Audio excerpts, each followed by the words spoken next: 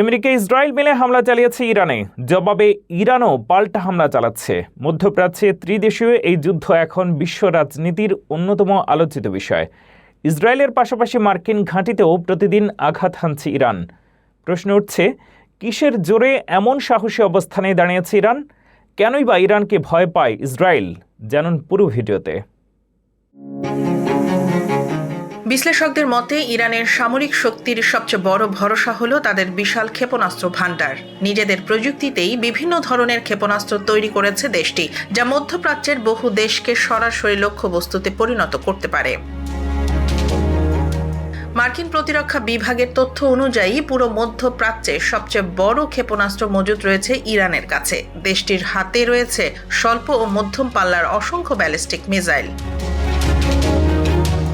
ইসরায়েলে আঘাত হানতে সক্ষম অন্তত 9 ধরনের ক্ষেপণাস্ত্র রয়েছে ইরানের। এর মধ্যে উল্লেখযোগ্য সেজিল, খেইবার এবং হাজ কাসেম। সেজিল ক্ষেপণাস্ত্রের পাল্লা প্রায় 2500 কিলোমিটার, খেইবারের পাল্লা প্রায় 2000 কিলোমিটার এবং হাজ কাসেমের পাল্লা প্রায় 1400 কিলোমিটার।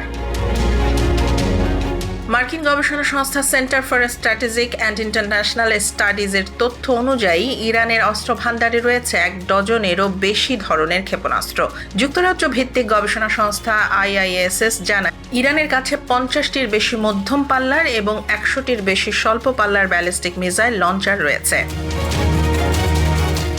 ক্ষেপণাস্ত্রের পাশাপাশি ড্রোন প্রযুক্তিতেও দ্রুত অগ্রসর হচ্ছে ইরান। প্রায় 1 দশক ধরে বিভিন্ন যুদ্ধক্ষেত্রে ড্রোন ব্যবহার করছে দেশটি, এমনকি নিজেদের তৈরি ড্রোন আঞ্চলিক মিত্রদের কাছেও সরবরাহ করছে।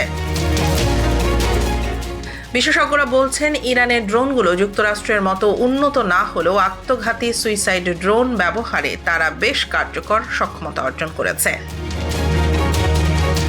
এছাড়া ইরানের কাছে এমন কিছু ক্ষেপণাস্ত্র রয়েছে যা পরমাণু অস্ত্র বহনে সক্ষম বলে ধারণা করা হয়। যদিও দেশটির কাছে এখনও পরমাণু অস্ত্র থাকার কোনো প্রমাণ পাওয়া যায়নি, তবুও পশ্চিম দেশগুলো দীর্ঘদিন ধরে ইরানের পরমাণু কর্মসূচি নিয়ে উদ্বেগ প্রকাশ করে আসছে।